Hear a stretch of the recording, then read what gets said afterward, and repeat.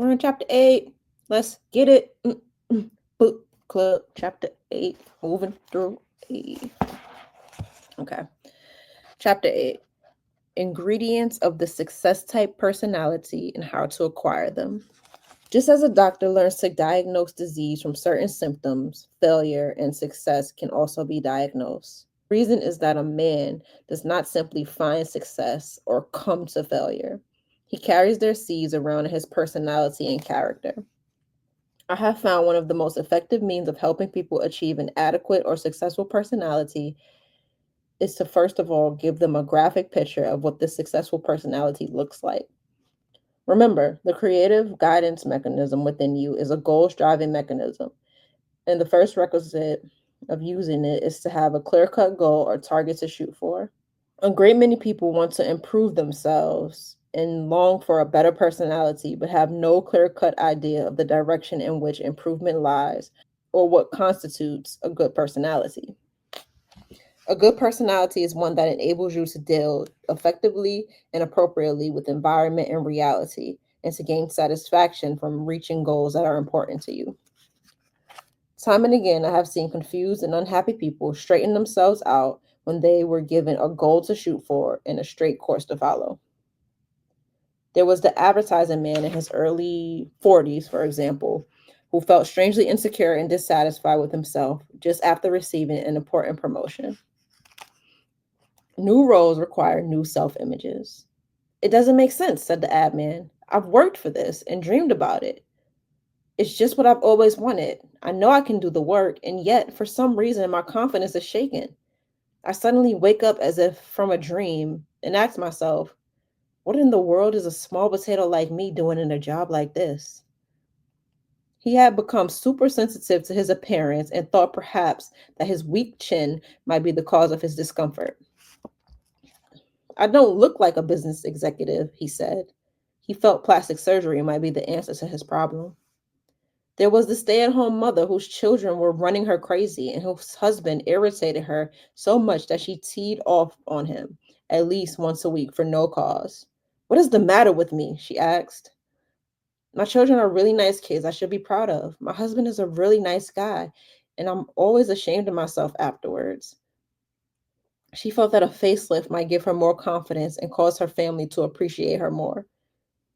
The trouble with these people, and many more like them, is not their physical appearance, but their self image. They find themselves in a new role and are not sure of what kind of person they are supposed to be in order to live up to that role. Or they have never developed a clear cut self image of themselves in any role. The picture of success. In this chapter, I'm going to give you the same prescription that I would give you should you come to my office. I have found that an easy to remember picture of the successful personality type is contained in the letters of the word success itself. The successful personality type is composed of sense of direction, understanding, courage, compassion, esteem, self confidence, and self acceptance.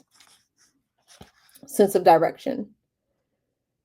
The advertising executive straightened himself out and regained his confidence within a short time once he saw clearly that for several years he had been motivated by strong personal goals that he wanted to obtain, including securing his present position. These goals, which were important to him, kept him on track. However, once he got the promotion, he ceased to think in terms of what he wanted, but in terms of what others expected of him, or whether he was living up to other people's goals and standards. He was like the skipper of a ship who had relinquished his hold upon the wheel and hoped that he would drift in the right direction. He was like a mountain climber who, as long as he looked upward to the peak he wished to scale, felt and acted courageously and boldly. But when he got to the top, he felt there was nowhere else to go and began to look down and became afraid. He was now on the defensive, defending his present position rather than acting like a goal striver and going on the offensive to attain his goal. He regained control when he set himself new goals and began to think in terms of what do I want out of this job?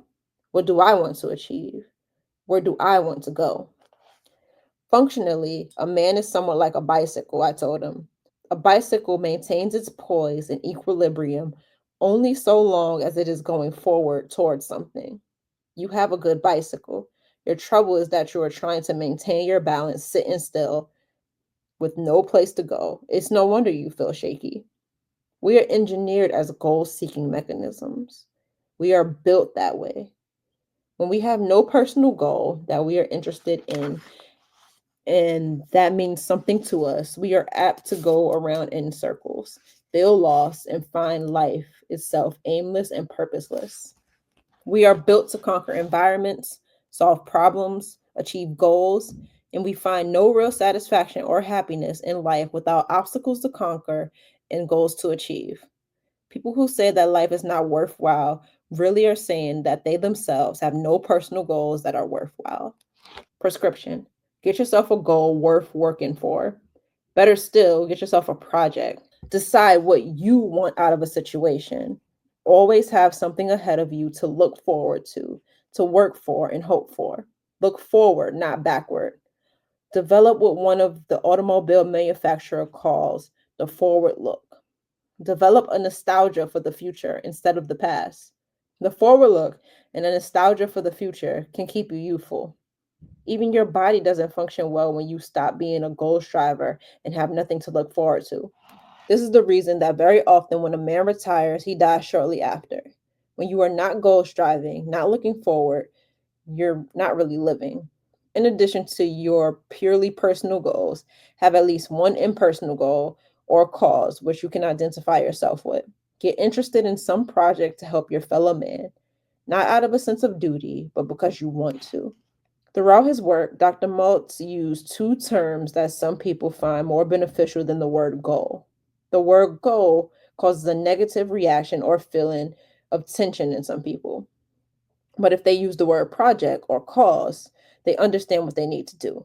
For example, Bob Bly, a successful writer and marketing master, insists he never set a goal in his life, but he always has projects on his desk, always has something he's working on achieving. And in the same vein, when I asked my young daughter, Faith, what she wanted to accomplish, she replied, I don't know.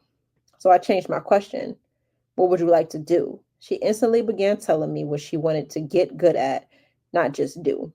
If the word goal is not to your liking, use another word to help rather than hinder you on your journey. Understanding. Understanding depends on good communication. Communication is vital to any guidance system or computer. You cannot react appropriately if the information you act on is faulty or misunderstood. Many doctors believe that confusion is the basic element of neurosis. To deal effectively with a problem, you must have some understanding of its true nature. Most of our failures in human relations are due to misunderstandings.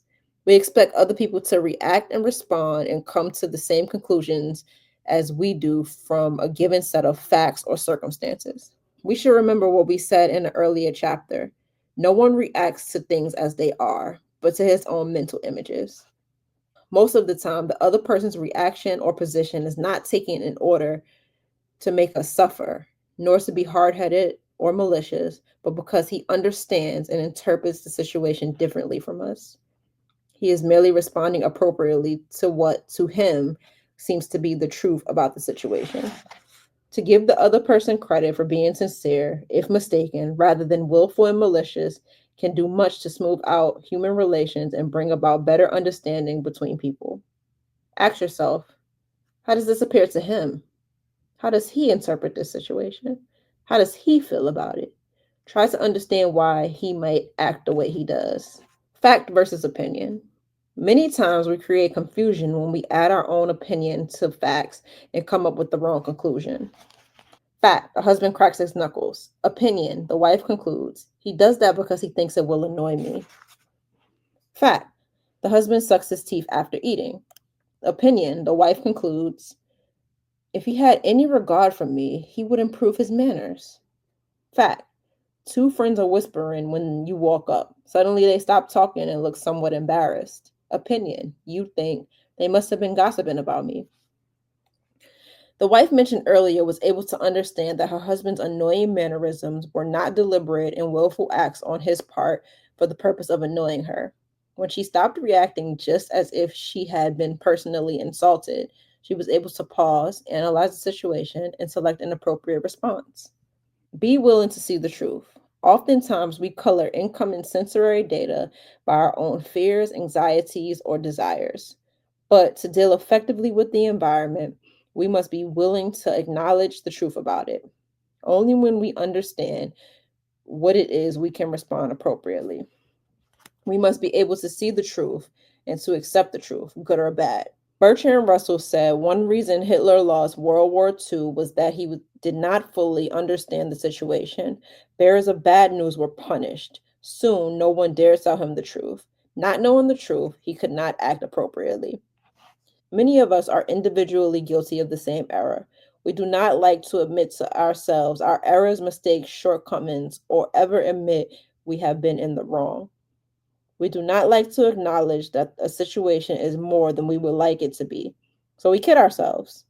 And because we will not see the truth, we cannot act appropriately. Someone has said that it is a good exercise to daily admit one painful fact about ourselves to ourselves.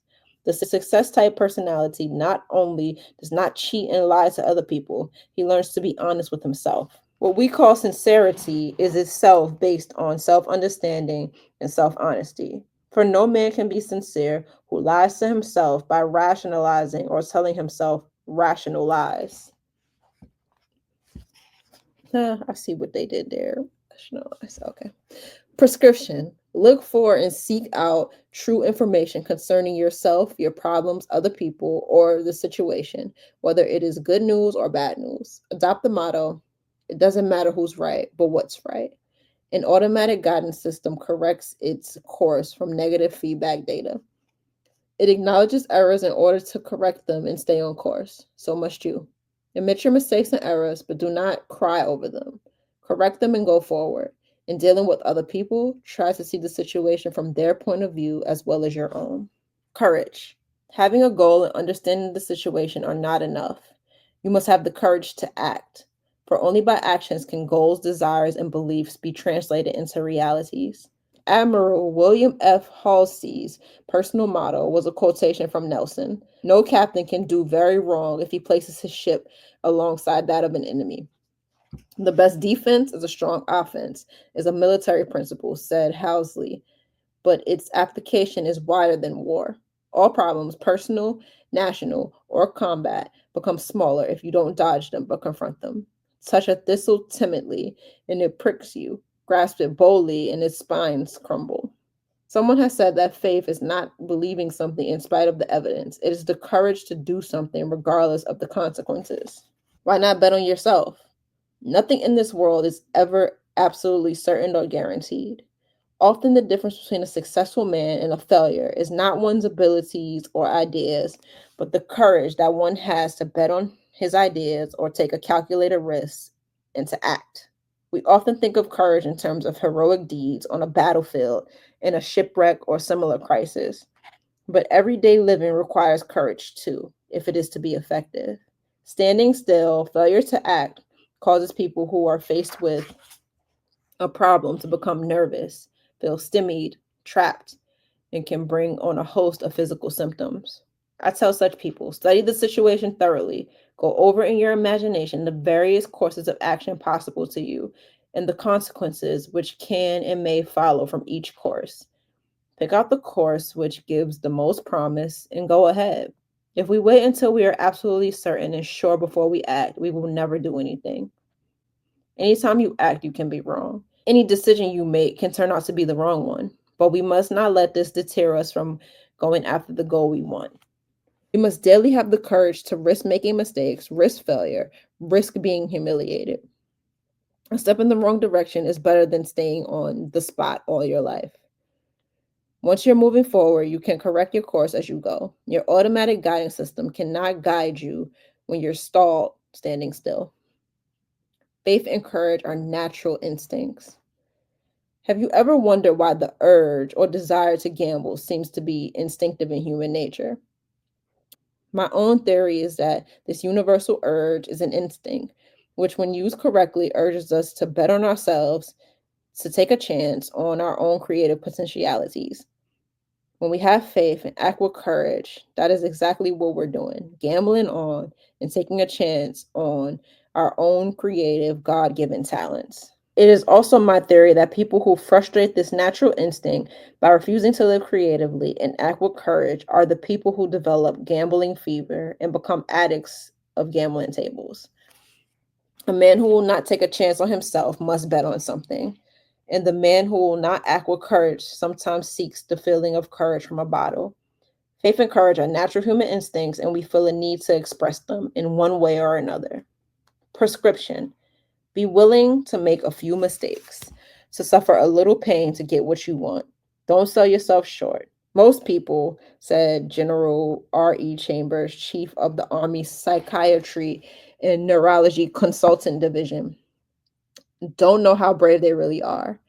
In fact, many potential heroes, both men and women, live out their lives in self doubt.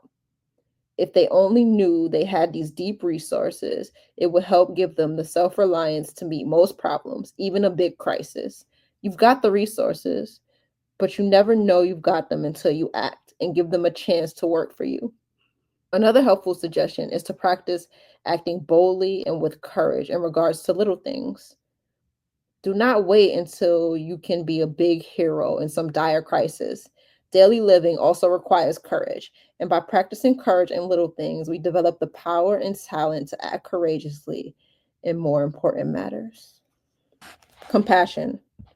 Note, in Dr. Moss's Zero Resistance Living, he changed the second C in success from charity to compassion. It has been updated here. Compassion. Successful personalities have some interest in and regard for other people. They have a respect for others' problems and needs. They respect the dignity of human personality and deal with other people as if they were human beings rather than pawns in their own game. They recognize that every person is a child of God and is a unique individual who deserves some dignity and respect. It is a psychological fact that our feelings about ourselves tend to correspond with our feelings about other people. When a person begins to feel more compassion about others, he invariably begins to feel more compassion towards himself. The person who feels that people are not very important cannot have a very much deep down self-respect and self-regard, for he himself is people, and with what judgment he considers others, he himself is unwittingly judged in his own mind. One of the best one of the best known methods of getting over a feeling of guilt is to stop condemning other people in your own mind. Stop judging them. Stop blaming them and hating them for their mistakes. You will develop a better and more adequate self image when you begin to feel that other people are more worthy. Another reason that compassion towards other people is symptomatic of the successful personality type is because it means that the person is dealing with reality. People are important. People cannot for long be treated like animals or machines or as pawns to secure personal ends. Hitler found this out. So will other tyrants, wherever they may be found, in the home, in business, or in individual relationships. Prescription. The prescription for compassion is threefold. One, try to develop a genuine appreciation for people by realizing the truth about them. They are children of God, unique personalities, creative beings. Two, take the trouble to stop and think of the other person's feelings, his viewpoints, his desires, and needs. Think more of what the other fellow wants and how he must feel. A friend of mine kids his wife by telling her, whenever she asks him, "Do you love me?"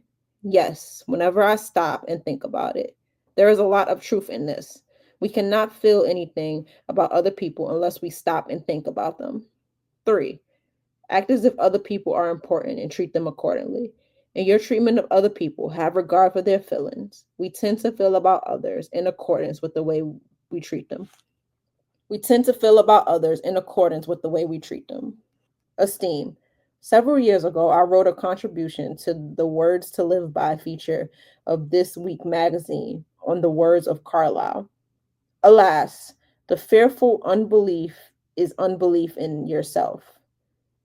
In this article, I said, of all the traps and pitfalls in life, self disesteem is the deadliest. and the hardest to overcome.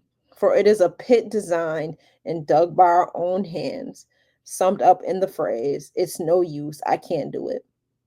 The penalty of succumbing to it is heavy, both for the individual in terms of material rewards lost and for society in gains and progress unachieved. As a doctor, I might also point out that defeatism has still another aspect, a curious one, which is seldom recognized. It is more than possible that the words quoted above are Carlyle's own confession of a secret that lay behind his craggy assertiveness, his thunderous temper, and waspish voice, and his appalling domestic tyranny. Carlyle, of course, was an extreme case, but isn't it on those days when we are most subject to the fearful unbelief, when we most doubt ourselves and feel inadequate to our tasks? Isn't it precisely then that we are most difficult to get along with? We simply must get it through our heads that holding a low opinion of ourselves is not a virtue, but a vice. Jealousy, for example, which is the scourge of many a marriage, is nearly always caused by self doubt. The person with an adequate self esteem doesn't feel hostile towards others. He isn't out to prove anything. He can see facts more clearly, isn't as demanding in his claims on other people. The stay at home mom who felt that a facelift might cause her husband and children to appreciate her more really needed to appreciate herself more. Middle age, plus a few wrinkles and a few gray hairs, had caused her to lose self esteem. She then became super sensitive to innocent remarks and actions of her family. Prescription. Stop carrying around a mental picture of yourself as a defeated, worthless person. Stop dramatizing yourself as an object of pity and injustice. Use the practice exercises in this book to build an adequate self image. The word esteem literally means to appreciate the worth of. Why do men stand in awe of the stars and the moon and the immensity of the sea, the beauty of a flower or a sunset, and at the same time downgrade themselves? Did not the same creator make man? Is not man himself the most marvelous creation of all? This appreciation This appreciation of your own worth is not egotism unless you assume that you made yourself and should take some of the credit. Do not downgrade the product merely because you haven't used it correctly. Don't childishly blame the product for your own errors, like the schoolboy who said, "This typewriter can't spell." But the biggest secret of self esteem is this: begin to appreciate people more, show respect for any human being merely because he is a child of God and therefore a thing of value. Stop and think when you're dealing with other people. You're dealing with the unique individual creation of the creator of all. Practice treating other people as if they have some value, and surprisingly enough, your own self esteem will go up. For real self esteem is not derived from the great things you've done, the things you own, the mark you've made, but appreciation of yourself for what you are, a child of God. When you come to this realization, however, you must necessarily conclude that all other people are to be appreciated for the same reason: self confidence. Confidence is built upon an experience of success. When we first begin any undertaking, we are likely to have little confidence because we have not learned from experience that we can succeed. This is true of learning to ride a bike, speak in public, or perform surgery. It is literally true that success breeds success. Even a small success can be used as a stepping stone to a greater one. Managers of boxers are very careful to match them so they can have a graduated series of successful experiences. We can use the same technique, starting gradually and experience success at first on a small scale. Another important technique is to form the habit of remembering past successes and forgetting failures. And this is the way both a computer and a human brain are supposed to operate. We can just as easily delete negative thoughts from our minds as we can delete documents by dragging them into the trash on our computer screens. Practice improves skill and success in basketball, golf, horseshoe pitching, or salesmanship, not because repetition has any value in itself.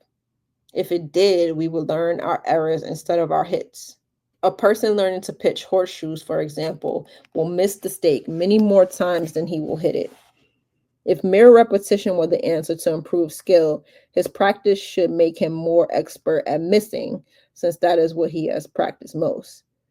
However, although his misses may outnumber hits 10 to 1, Through practice, his misses gradually diminish and his hits come more and more frequent. This is because the computer in his brain remembers and reinforces his successful attempts and forgets the misses. This is the way that both the computer and our own success mechanisms learn to succeed. To engage our success mechanisms, repeat the commands that work and remember them. Forget the mistakes and errors. Anytime you hit the wrong button or key, retrace your steps and go back to repeating the steps that are successful. Yeah, what do most of us do? We destroy our own self confidence by remembering past failures and forgetting all about past successes. We not only remember failures, we impress them on our minds with emotion. We condemn ourselves. We flay ourselves with shame and remorse. Both are highly egotistical and self centered emotions. And self confidence disappears. It doesn't matter how many times you have failed in the past. What matters is the successful attempt, which should be remembered, reinforced, and dwelt upon. Charles Kettering said that any young man who wants to be a scientist must be willing to fail 99 times before he succeeds once and suffer no ego damage because of it. Prescription. Use errors and mistakes as ways to learning, then dismiss them from your mind. Deliberately remember and picture to yourself past successes. Everyone has succeeded sometime at something, especially when beginning a new task. Call up the feelings you experienced in some past successes, however small it might have been. Dr. Winfred Overholser, psychiatrist and president of the American Psychiatric Association, said that recalling brave moments is a very sound way to restore belief in yourself. And too many people are prone to let one or two failures blot out all good memories. If we will systematically relive our brave moments in memory, he said, we will be surprised to see we have more courage than we thought. Dr. Overholser recommended the practice of vividly remembering our past successes and brave moments as an invaluable aid whenever self confidence is shaken. When asked about previous successes, some people draw a blank. They literally cannot think of any. I used to be of the opinion these people were lying, practicing the cunning art of self deception, and fooling no one. Some people's successes were not perceived as their own. For instance, when asked if becoming a doctor was a success, one MD said that his parents wanted him to become a doctor, so he achieved their goal, not his. Another man who'd built his own home didn't view it as a success. A woman who got straight A's in school didn't see this as a success because she was expected to get them. However, when one changed the word success to happy moments, brave moments, or good times, these same people could recall their success experiences. They remembered hitting a home run, winning a tennis match, shooting a duck while hunting, and hearing friends exclaim, "Great shot!" Just as goals can be seen as projects, success experiences can be called happy moments or something similar. Self acceptance.